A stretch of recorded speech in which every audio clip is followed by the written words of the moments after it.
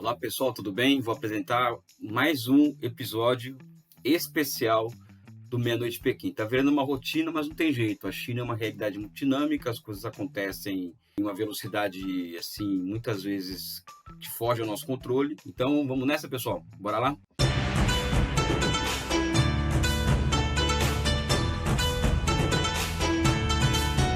Ano que vem, ano de congresso do Partido Comunista da China, né? Ou seja, vai acontecer o 20º Congresso Nacional do Partido Comunista da China.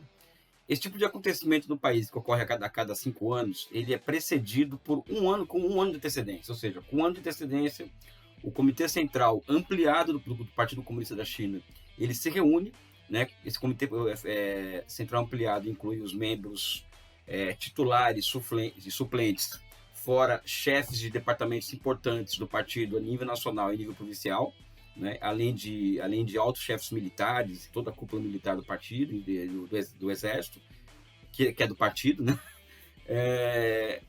Para começar a esboçar uma proposta de resolução que vai ser socializada com as bases do partido, discutida, etc. O que me pegou nessa reunião? Primeiro, né, assim, o que ficou evidente aqui no Ocidente, e aí vou comentar mais adiante, né, é o fato desse comitê, dessa resolução, ela colocar e alçar, vamos dizer assim, Xi Jinping ao núcleo do Comitê Central do Partido Comunista, ao núcleo da direção do país, né?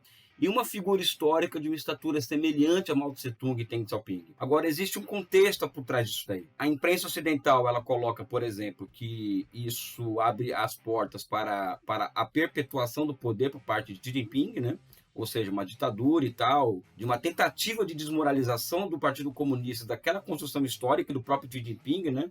E aqui eu vou abrir um parênteses, né? Que é algo que tem me chamado muita atenção, é que o Príncipe do Maquiavel foi escrito, por exemplo, por volta de 1500, né? E é um livro que alça a política ao grau de ciência, em grande medida, né? Enquanto, por outro lado, o Lenin, ele alça ao grau de ciência o movimento imediato do Partido dos Trabalhadores, do Partido Comunista. A impressão que se dá, né, é que tanto os intelectuais ocidentais, de direita e de esquerda, quanto a grande imprensa, eles promovem uma grande apostasia em relação ao Maquiavel, ao adotar o que Kant chamaria de princípio categórico da moral, né? Ou seja, um princípio categórico, assim, segundo a qual todas as ações elas são movidas por uma moral. E é evidente que esse tipo de princípio categórico ele serve como anteparo filosófico para o que nós vemos hoje como negação da política, como negação da necessidade de composição política, a demonização da política, né? E evidentemente que ele foi amplamente utilizado, né, para colocar na testa do Xi Jinping a imagem de um ditador que é louco pelo poder e tal, ou seja, aquela análise psicológica que esse pessoal costuma fazer o tempo inteiro. Como que eu vejo? Primeiro, existe um rompimento, ou seja, desde Deng Xiaoping é instituído um esquema de 2 mandatos para cada chefe, para cada presidente do país e secretário-geral do partido. Agora quebra-se essa regra, abrindo a chance para um 3º mandato ao líder, ou seja, o caso de Xi Jinping, está aberto as condições para isso, né? Eu ainda, particularmente, não tenho uma opinião formada, mas em princípio eu acho que a China ela está vivendo uma situação muito especial, como vou dizer mais adiante, e situações especiais demandam soluções políticas especiais, e talvez a possibilidade do 3º mandato seja essa solução política especial, até porque Xi Jinping ele encerra em si mesmo, na figura dele, o que eu costumo chamar de universal no particular, ou seja, aquela figura histórica que acaba aqui encarnando, vamos dizer assim, um determinado tempo histórico, o espírito do tempo, e que, a partir dessa encarnação, grandes questões são enfrentadas e vencidas, vamos por assim dizer. Essa reunião teve um caráter histórico também por um outro motivo, né? O Partido Comunista da China ele tem 2 grandes documentos, né, que são obrigatórios, na minha opinião, para qualquer militante comunista que queira ter contato mais profundo com o movimento comunista internacional e conhecê-lo, que é o documento de 1945, né, em que eles fazem o primeiro balanço da existência do partido, 4 anos antes da vitória contra o Kuomintang na Guerra Civil que levou o Partido Comunista ao poder, ou seja, eles fazem um balanço histórico dos primeiros 24, 25 anos do partido, né, mostram os erros, os acertos, inclusive sendo que o principal acerto foi a vitória da estratégia do cerco das cidades pelo campo, que foi uma ideia trazida por Mao Tse Tung, e que marque, de certa medida, um certo rompimento com a lógica mecanicista da Terceira Internacional. E essa estratégia, por exemplo, foi que possibilitou com que o país com que o partido alcançasse o poder. E já em 45 já é lançado um programa chamado Programa da Nova Democracia, onde uma série de delineamentos, meu problema com palavra diferente, assim, é interessantíssimo, para uma fase inicial, ou seja, para os primeiros passos da construção do socialismo na China, ou seja, a transição de um regime de nova democracia para o socialismo fosse dado, ou seja, essa reunião de 1945 é histórica. A segunda reunião histórica que acontece na China e que marca uma época é a de 81, onde um novo balanço é feito, agora é um balanço feito da existência do partido dos últimos 70 anos, ou seja, dos últimos 60 anos, entre 21 e 81, eles fazem uma grande mobilização nacional em torno de um documento sobre a história do partido, né? E o centro desse documento, evidentemente, acaba que sendo o legado de Mao Tse-tung para a China. Se conclui que Mao Tse-tung ele acertou 70% do tempo e errou 30%. Ou seja, ele se trata de um grande estadista que elevou a China à condição de um país independente e elevou a China à condição de levar adiante, inclusive, o ambicioso projeto de reforma e abertura iniciado por Deng Xiaoping. Ou seja, eles não fizeram com Mao Tse-tung o que os soviéticos fizeram com Stalin, ou seja, mesmo após períodos altamente problemáticos, como o grande salto à frente, a Revolução Cultural, em que uma série de erros foram cometidos em série pela liderança do partido nucleada por Mao Tse-tung, os chineses chegaram à conclusão corretíssima de que ele acertou 70% e errou 30%. Inclusive, Deng Xiaoping diz numa entrevista à época, né, dizendo que com todos os erros, se Mao Tse-tung não tivesse existido, a China estaria vivendo na escuridão até aquele momento, ou seja, até o início da década de 80. Então, acho que esse segundo documento é um documento super importante. Sempre lembrar que um quadro comunista, uma das suas características, ele é o de conhecer a história do nosso movimento, né, do ponto de vista internacional. Reunião semelhante aconteceu agora. Ou seja, um grande balanço histórico dos últimos 100 anos do Partido Comunista foi feito. Ele traz uma série de conclusões, ou seja, essa questão do Xi Jinping, do terceiro mandato, do núcleo, ele é apenas, na minha opinião, um detalhe do documento, até porque o documento ele demonstra uma série de objetivos, né, sendo que o núcleo desses objetivos é que a China alcance a sua meta centenária de transformação em 2049, uma nação socialista moderna, próspera, democrática, avançada, etc, né? E como meio para isso, a execução de uma série de planos. Eles percebem, por exemplo, nesse documento fica muito claro, primeiro existe uma mudança no ambiente internacional, ou seja, o ambiente internacional vai se transformando cada vez mais desafiador aos interesses nacionais chineses.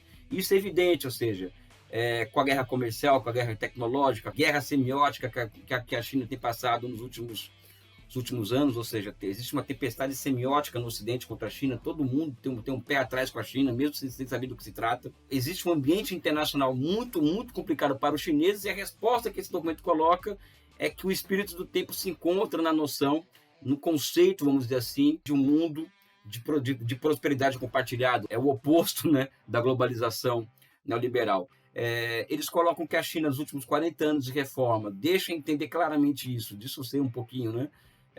O país acumulou uma série de problemas, uma série de contradições. Evidentemente que ele alcançou feitos extraordinários, mas sem deixar que também viesse à tona uma série de contradições, né? Eu acho que é nesse ambiente, do acúmulo dessas contradições, que entra a figura do Xi Jinping. Ou seja, o Xi Jinping assume o poder em 2012 com um partido amplamente questionado pela população, as pessoas sabem pouco disso, ou seja, o partido com certo desgaste na população, um grau de corrupção no país muito grande, né? Ou seja, uma desigualdade social que estava agraçando e continua agraçando, evidentemente, mas enfrentada com muito mais ênfase a partir de então. Os programas, vamos dizer assim, caminhavam muito lentamente, como o programa de eliminação da pobreza extrema, né? E o Xi Jinping ele é o cara que parte para o enfrentamento dessas questões concretas, ou seja, a reconstrução do Partido Comunista da China. Tanto é que o termo revitalização e auto-melhora do Partido Comunista, auto-reforma do Partido Comunista aparece nesse documento. Ou seja, o Partido Comunista da China hoje ele é muito diferente do Partido Comunista da China em 2012. Hoje ele é um partido que é muito, muito... Ele tem um reforço disso em suas bases muito grande, ou seja, os comitês de bairro, os comitês de vila, eles têm um papel cada vez maior, vamos dizer assim, na formação do pensamento da formação do pensamento do Partido Comunista, na formação da linha do Partido Comunista, e o que é, na verdade, uma volta chamada linha de massas do partido com Xi Jinping. Isso ficou muito claro na forma como o partido respondeu, a militância do partido respondeu a pandemia, da recente pandemia, ou seja, uma resposta brilhante com a mobilização de milhões de voluntários, ou seja, ele, entre aspas, reconstrói o Partido Comunista, ou seja, ele enfrenta essa questão. Ele coloca como meta centenária a questão da sociedade próspera, ou seja, medianamente próspera, em que as pessoas tivessem um mínimo de dignidade, só que a cereja do bolo foi acelerar o processo de execução do programa do combate à pobreza. A Ting Stiach, do Instituto Tricontinental, fez um trabalho interessantíssimo sobre a ciência por detrás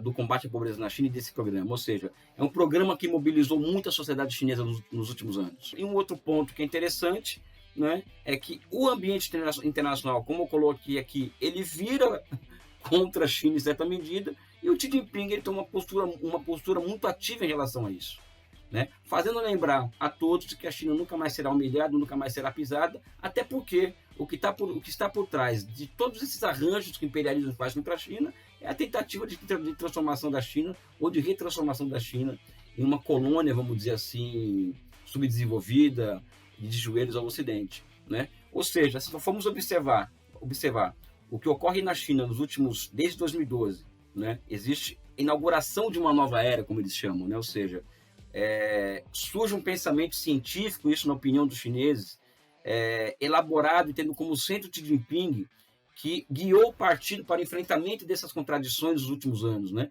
Em certa medida, pessoal, a pandemia ela demonstrou que estava correta. Ou seja, a linha de massas foi correta, a forma como as coisas aconteceram demonstraram correção, né? E isso acabou que legitimando, vamos dizer assim, a liderança dessa figura à frente do Partido Comunista. Eu não entro nessa questão do imperativo categórico, né, da questão da moral, ou seja, não vou cair nessa história da ditadura da democracia, do ditador, do eleito. Eu acredito que existem tarefas históricas, elas têm que serem cumpridas, e muitas vezes, como o Hegel coloca, um único ser humano pode sim ser a encarnação desse espírito do tempo, né? Eu vou aqui na contramão completa do que eu vi na imprensa, ou seja, o que eu vi na imprensa nacional e internacional, uma verdadeira esculhambação com a China, uma verdadeira esculhambação para com o povo chinês. O Calil está fazendo uma guerra aqui fora, tá?